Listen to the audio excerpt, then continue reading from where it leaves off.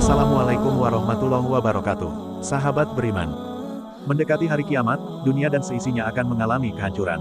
Termasuk bintang, bulan, matahari, dan tata surya. Lalu, bagaimana keadaan matahari saat kiamat?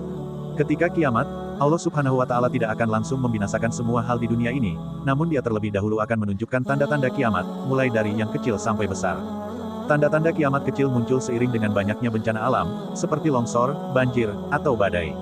Kemudian, maraknya budak yang melahirkan tuannya, perzinahan dilakukan secara terang-terangan, ilmu agama dihilangkan, dan masih banyak lagi. Sementara itu, ada pula tanda-tanda kiamat besar yang bisa dilihat dan dirasakan langsung oleh orang-orang di akhir zaman. Seperti rusaknya Ka'bah, munculnya Imam Mahdi, keluarnya Dajjal, dan keadaan matahari yang mengejutkan pada waktu tersebut. Keadaan matahari saat kiamat.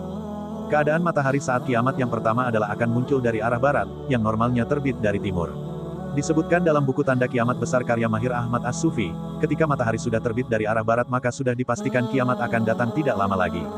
Saat matahari sudah terbit dari barat, maka Allah Subhanahu wa Ta'ala tidak akan menerima keimanan atau taubat siapapun setelahnya, sebab waktu yang diberikan sudah habis. Allah Subhanahu wa Ta'ala berfirman dalam surah Al-An'am ayat 158. Yang mereka nanti-nantikan hanyalah kedatangan malaikat kepada mereka, kedatangan Tuhanmu, atau sebagian tanda-tanda dari Tuhanmu. Pada hari datangnya sebagian tanda-tanda Tuhanmu tidak bermanfaat lagi iman seseorang yang belum beriman sebelum itu atau belum berusaha berbuat kebajikan dalam masa imannya itu. Katakanlah, tunggulah, sesungguhnya kami pun menunggu. Ahli tafsir sepakat bahwa ayat di atas khusus menerangkan tentang keadaan matahari saat kiamat yang terbit dari barat. Makna yang paling menonjol adalah jika matahari sudah terbit dari barat, bukan lagi dari timur, maka seseorang yang sebelumnya tidak beriman, dan kemudian menyadari kebenaran Allah Subhanahu wa Ta'ala sehingga mencoba untuk beriman, ia tidak akan diterima olehnya.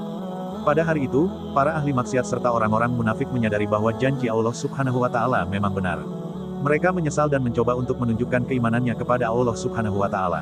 Namun itu semua sudah terlambat. Ketika matahari sudah terbit dari barat, maka pintu taubat Allah Subhanahu wa Ta'ala sudah ditutup dan Dia tidak menerima keimanan orang-orang lalai lagi. Bahkan, tobatnya seseorang yang tenggelam dalam maksiat dan dosanya juga tidak diterima.